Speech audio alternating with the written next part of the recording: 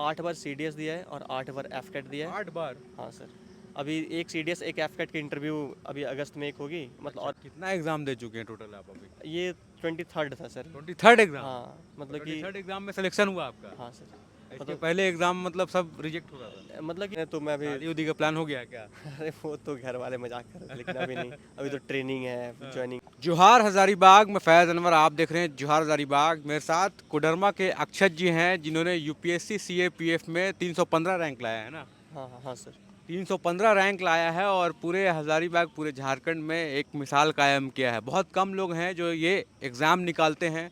500 से 400 लोग ही सिलेक्शन होता है इसका, और प्रक्रिया जो होता है वो बहुत कठिन होता है। सबसे बड़ी बात है कि हज़ारीबाग के विकास डिफेंस एकेडमी से भी इन्होंने थोड़ा सा ट्रेनिंग लिया है, तो उनका भी क्रेडिट है। इसलिए सुबह सुबह हम लोग आ गए थे, मिल गए हमको कैनेरी में विकास ट्रेनिंग विकास डिफेंस एकेडमी में, और वहाँ पे ये अपना बच्चों को जो है लास्ट परामर्श दे रहे थे कि कैसे जाना है यूपीएससी सीएपीएफ में। आज इनकी कहानी जानेंगे हम लोग। बहुत बहुत स्वागत है जोहार Hazaribagh. Thank you sir, thank you. तो अक्षय जी, ये बताइए कैसे शुरू किया आपने अपनी जर्नी, और ये जो होता है यूपीएससी के थ्रू जो कराया जाता है, सिविल सर्विसेज, और इसमें क्या फ़र्क है दोनों में?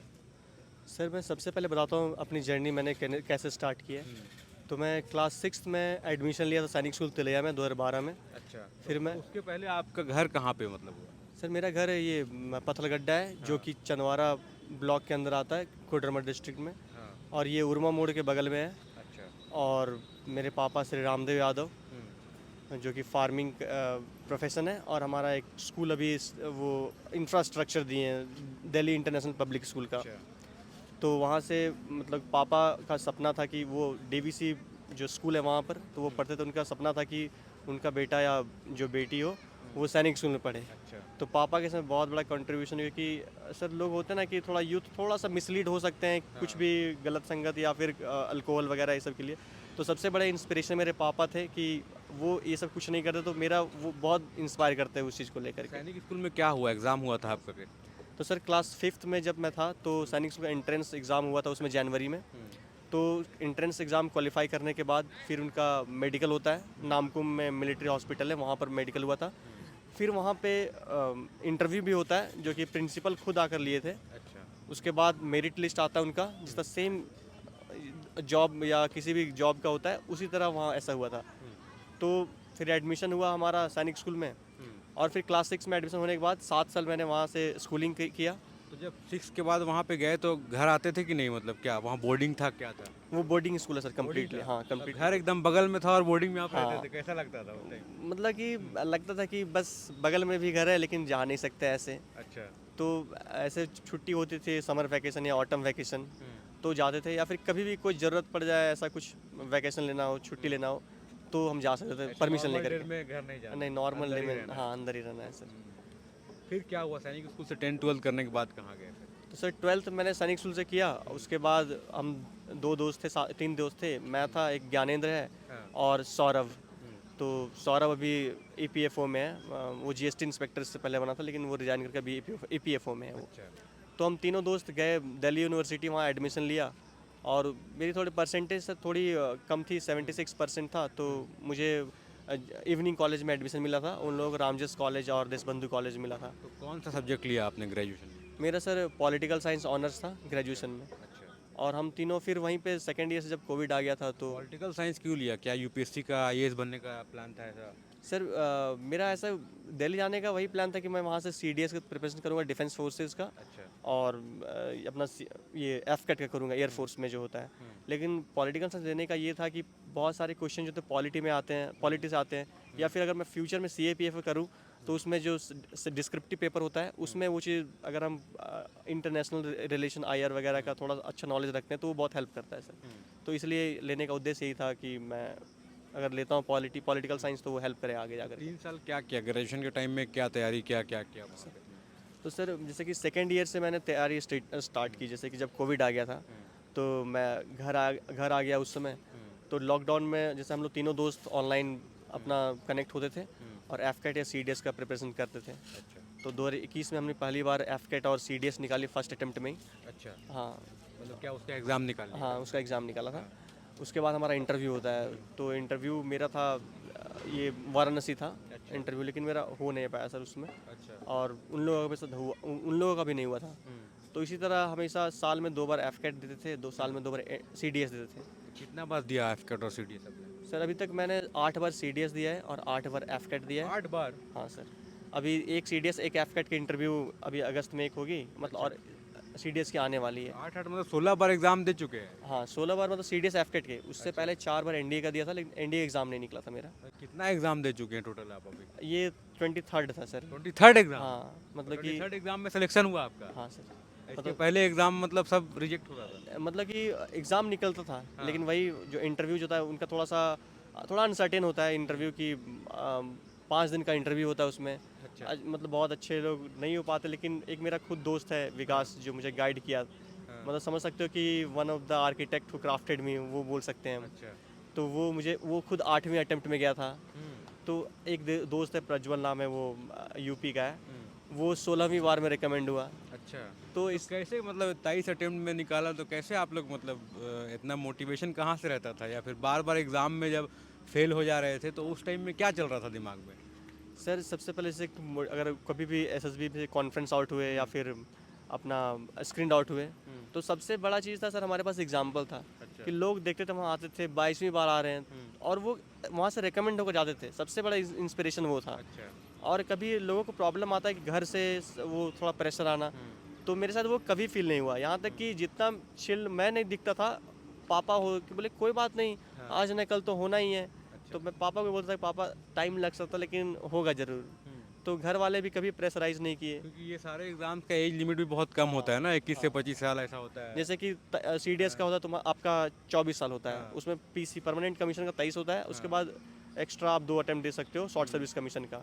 एफकेट का भी वही है अपना 25 लगभग है। तो अभी जो सीएपीएफ में हो गया, तो इसके बाद क्या सीडीएस उडीएस ट्राई करेंगे आप? क्या हो क्या हाँ मैं ट्राई अभी ओटीए की आने वाली है मेरी, उसकी इंटरव्यू आने वाली है कमिंग डेज में, उसका ऐसे डेट नहीं आया। हाँ। और एफकेट का वाराणसी में 4 एफएसबी में मेरा एफकेट का 26 अगस्त को है। तो मतलब 22 अटेम्प्ट में फेल होने के बाद 23वां अटेम्प्ट में आपका नौकरी लगा, हाँ। ये कह सकते हैं, है ना? हाँ सर बोल सकते हैं। तो अभी क्या है मतलब, अब इसके बारे में बताएं, जो एग्ज़ाम आपने निकाला है यूपीएससी का के थ्रू कराया जाता है, ये सीएपीएफ का एग्ज़ाम, इसके बारे में जानना चाहते ठीक है हैं। सर, मतलब यूपीएससी बहुत सारे एग्ज़ाम कराती है, तो उनमें ये यूपीएससी सीएपीएफ असिस्टेंट कमांडेंट होता है। इनका फॉर्म लगभग मार्च या अप्रैल में आता है। बिल्कुल, और मैं देख रहा था तो 3 से 4 लाख लोग भरते हैं इसका हाँ इनका फॉर्म भरते हैं, अच्छे खासे लोग भरते हैं, क्योंकि जैसे अभी आप प्रीलिम्स अभी जिनका नहीं हुआ होगा सीएससी वालों का, तो वो लोग भरेंगे इनका फॉर्म। अच्छा। तो इनका लगभग मार्च अप्रैल में फॉर्म आता है, उसके बाद उसमें फॉर्म भरे, और इनका अगस्त में लगभग इसका एग्ज़ाम होता है, जैसे अभी 3 अगस्त को एग्ज़ाम है। तो अभी जो एग्ज़ाम होगा तो उसमें पीटी जो होता है, उसमें क्या क्या क्वेश्चन होता है, कैसे होता है, और तैयारी कैसे करते हैं उसके लिए? सर सबसे पहले जैसे पीटी होता है उसमें तो 125 क्वेश्चन होते हैं उसमें। हाँ।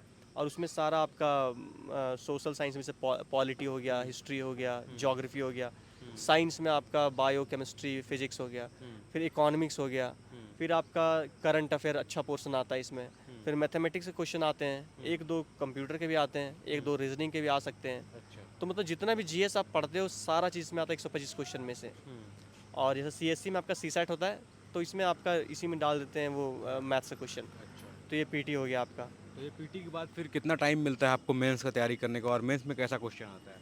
सर ऐसे तो तैयारी तो आपको मिलता नहीं, साथ में तैयारी करके जाना पड़ेगा, क्योंकि पीटी आप 2 घंटा का हुआ, हाँ। उसमें 2 घंटा का आपको रेस्ट मिलेगा, अच्छा। और फिर उससे स्टार्ट हो जाएगा आपका। अच्छा, मेंस हो हाँ जाएगा। मेंस तो 3 रिजल्ट घंटा एक ही का। साथ दोनों का निकलता है? हाँ मतलब कि रिजल्ट कंबाइंड निकलता है, जैसे कि अगर आप पीटी क्वालिफाई करते हो तभी आपका मेंस का कॉपी चेक होगा। कॉपी चेक होगा। हाँ लेकिन एग्जाम एक साथ ले लिया हाँ जाएगा। हाँ हाँ।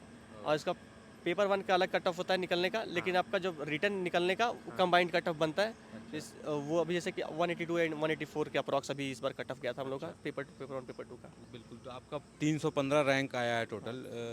कैसा रैंक है मतलब ये? सर ये मतलब कि डिपेंड करता है कि लोग क्या प्रेफरेंस रखें हैं, क्योंकि लोग मोस्टली जाते हैं सीएससी जाते हैं, तो बहुत यहाँ ट्रेंड चला आ रहा है कि मोस्टली लोग सीआईएसएफ डालते हैं पहला अटेम्प्ट, पहला प्रेफरेंस, और फिर एसएसबी डालते हैं। तो ये ट्रेंड चला आ रहा है। तो अगर मुझे उन्हें चाहिए अगर सीआईएसएफ, और उनका रैंक अगर उनका शायद अगर मेरा होता सीआईएसएफ और मेरा 315 होता, तो वो मुश्किल होता मिलना। अच्छा। लेकिन मेरा प्रेफरेंस था पहला बीएसएफ, फिर सीआरपीएफ, फिर आईटीबीपी, और एसएसबी, सॉरी पहला बीएसएफ, फिर सीआरपीएफ, आईटीबीपी, फिर एसएसबी, लास्ट था मेरा सीआईएसएफ। अच्छा, तो तो आप शुरू से बीएसएफ में हाँ, मतलब तो जाना बीएसएफ मेरा शुरू से वो था, क्योंकि अभी यहाँ पर मेरू कैंप में बहुत बार जा चुका हूँ, वो दोस्त था मेरा जो अच्छा। साथ में, तो वो था बना हुआ अपना कि जाना है। और जैसे कि आर्मी का मैं प्रिपरेशन शुरू से कर रहा हूँ, तो कहीं ना कहीं मुझे लगता है कि ये बीएसएफ एक एलिट फोर्स है जो कि शुरू से अपने देश को सोसाइटी ये सिक्योरिटी में बहुत ज़्यादा कंट्रीब्यूट की है। चाहे आप 65 वॉर हो गया या 71 कारगिल वॉर, अभी ऑपरेशन सिंदूर में आप देखिए कितना बढ़िया रोल निभाया उन्होंने। और इनका वर्क प्रोफाइल लगभग आर्मी और बीएसएफ का बहुत ज़्यादा सिमिलर है, तो ये इसलिए मेरा बीएसएफ बीएसएफ प्रेफरेंस आपका था। हाँ पहले से सर। प्लान था। और सर शायद अगर मेरा फर्स्ट रैंक भी आता या 459 रैंक भी आता तो मुझे बीएसएफ ही मिलता। बिल्कुल। तो ये जब मेंस का एग्ज़ाम हो गया आपका, इतना मार्क्स आ गया, तो उसके लिए फिर फिज़िकल कुछ होता है कि कैसे सिलेक्शन होता है, इंटरव्यू भी होता है, क्या होता है? जैसे कि हमारा 26 सितंबर को एग्ज़ाम मतलब रिजल्ट आया था। उसके बाद कुछ दिन 5-6 दिन बाद फिर मेल आता है आपको कि आपका फिजिकल या मेडिकल कहाँ पर है और कितने तारीख को है। तो मेरा था 5 दिसंबर को था मेरा फिजिकल और मेडिकल था, ये गोरखपुर में। अच्छा। तो वहाँ उसके लिए हम लोग प्रिपरेशन करते हैं, जिससे कि मेरा वेट था उसमें 78 केजी अच्छा। और मुझे 65 कैटेगरी में आना था। अच्छा। और टाइम बहुत कम था, और बीच में मुझे एसएसबी भी जाना था, 1-2 SSB service selection board interview वही। तो मैंने सर 43 डेज़ में लगभग 13 किलो कम किया था। अच्छा। हाँ, कैसे किया है इसको 43 डेज़ में? तो सबसे पहले सर कि करना था, मुझे ही करना था, जैसे करूँ जैसे कि। और सर जो विकास भैया थे वो तो गाइड किए मुझे साथ में। हाँ। और क्योंकि फिजिकल में बहुत बड़ा रोल होता है सर इनका, 100 मीटर का, इसमें लोग आधा से ज़्यादा लोग छट जाते हैं फिजिकल 100 मेडिकल मीटर में। हाँ अच्छा, कितना देर में आपने कंप्लीट किया रनिंग? सर, वैसे 15 सेकंड टाइम मिलता है, लेकिन मेरा था कि 13 सेकंड के लगभग मैं कंप्लीट करता था वो। अच्छा। वेट कैसे कम किया, मतलब हाँ, क्या खाना पीना छोड़ दिया, क्या किया? सर सबसे पहले कि उसमें मैं कैलोरी वो थोड़ा डेफिसिट में गया था, क्योंकि जैसे कि होता है कि रात के खाना मैं बहुत कम खाता था या नहीं भी खाता था। अच्छा। लेकिन वही कि अगर आप न्यूट्रिशन लेना छोड़ दोगे तो फिर कमज़ोर पड़ जाओगे। हो जाएंगे, हाँ। तो फिर उसके लिए मैं थोड़ा सा प्रोटीन जैसे कि हो गया, चिकन से मिल गया, सोयाबीन से हो गया, अंडा से हो गया, तो मैं रेगुलर उससे ले रहा था। और रनिंग मेरा उसमें रनिंग बहुत ज़्यादा कर रहा था, मतलब कि सुबह शाम मिला करके 15 किलो 18 किलोमीटर में रोज़ दौड़ता था। हाँ, अच्छा। घर पे भी था तो तिलैया डैम वाला रोड में दौड़ता था, और यहाँ पर भी था हजारीबाग में, तो करजन ग्राउंड में दौड़ता था सुबह शाम। ऐसा कितना दिन किया मतलब आपने? लगभग सर 50 दिन लगभग किया। 50 दिन हाँ, फिर जब गए वहाँ पहुँचे तो कैसा रहा? तो मतलब वहाँ बहुत बढ़िया था, मतलब कि मुझे लगता था कि मतलब कि हर चीज़ में वहाँ अव्वल ही आया मैं। हाँ। तो लेकिन उनका वो काउंट नहीं होता, बस क्वालिफाइंग नेचर का होता है वो। अच्छा। तो मेरा उसमें अपने कैटेगरी में आ गया था, 65 केजी का था मैं उस समय।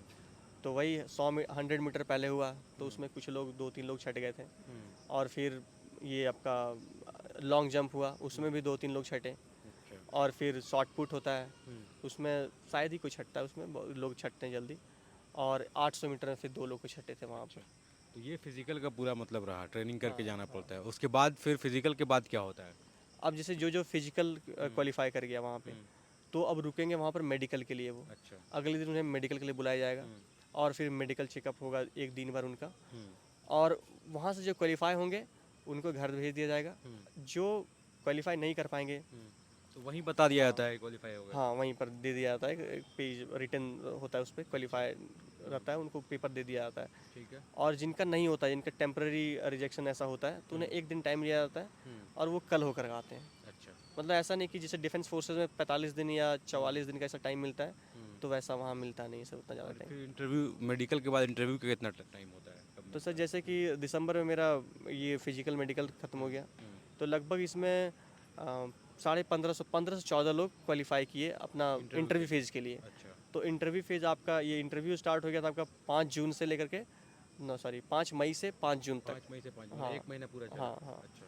1 महीना पूरा चलता है। जैसे कि आपका सीएससी वाला ख़त्म होता है, आईएफएस वाला ख़त्म होता है, उसके बाद ये स्टार्ट हो जाता है इनका इंटरव्यू। बोर्ड सेम होता है हमारा।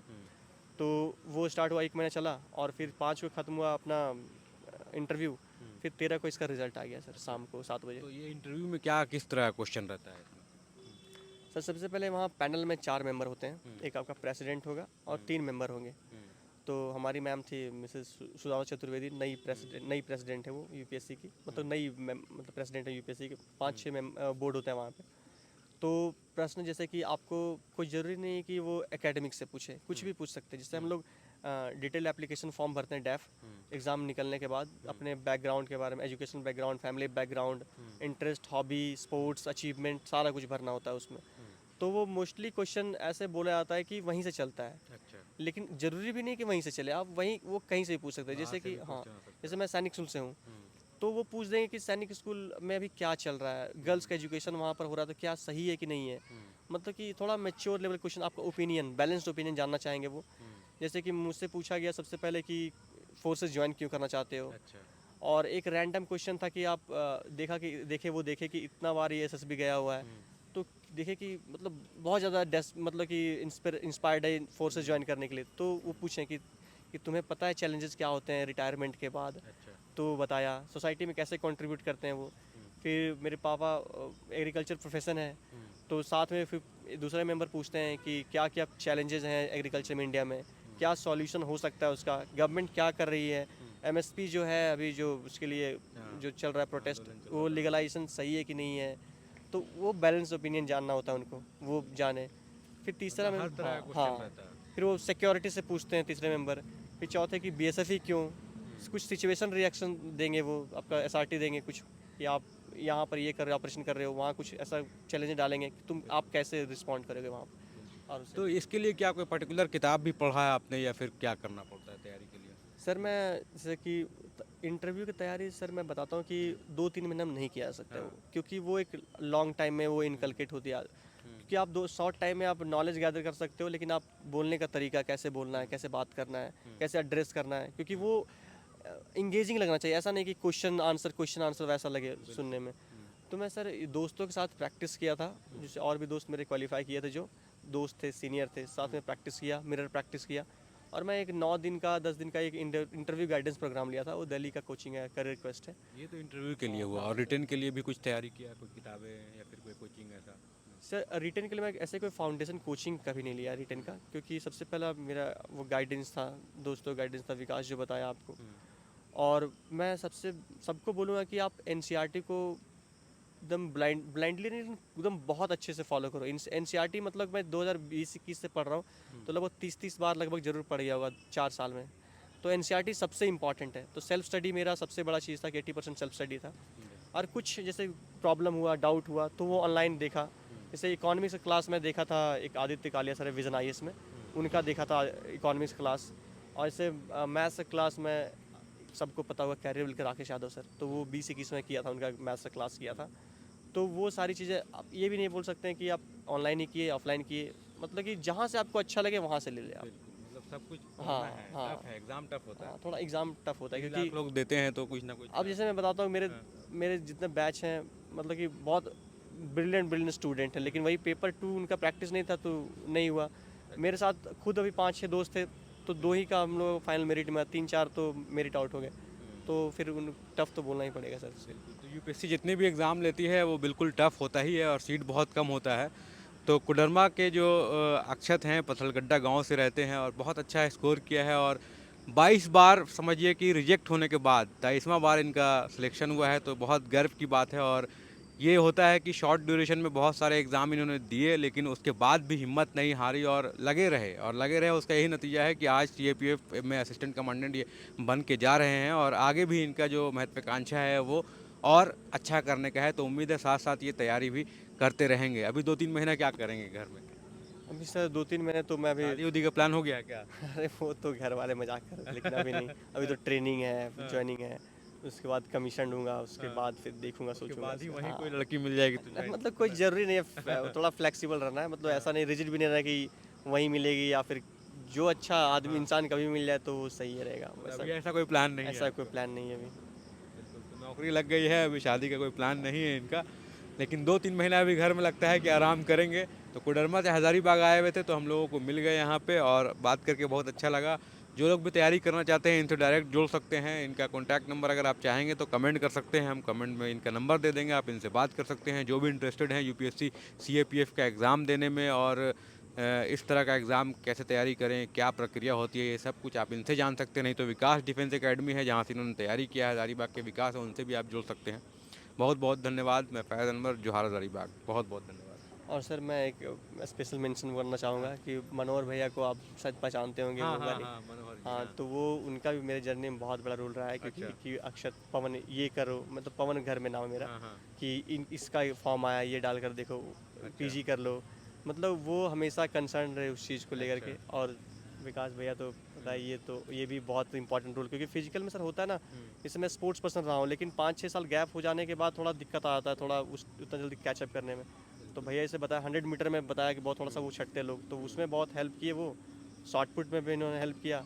और आपका लॉन्ग जंप में बताया कि थोड़ा सा स्टेपिंग का प्रॉब्लम होता है, क्योंकि लोग तो कर लेते हैं, लेकिन स्टेपिंग का प्रॉब्लम होता है, तो उनमें बहुत बड़ा रोल था इनका। बिल्कुल, देखिए बहुत अच्छे तरीके से बताया अक्षत ने किस तरह से किनका किनका रोल रहा है इनकी जर्नी को आगे बढ़ाने में। और कहीं ना कहीं जब 22 बार फेल होते हैं, एक बार सक्सेस करते हैं, तो कहीं ना कहीं सब आदमी का रोल ऐसा होता है।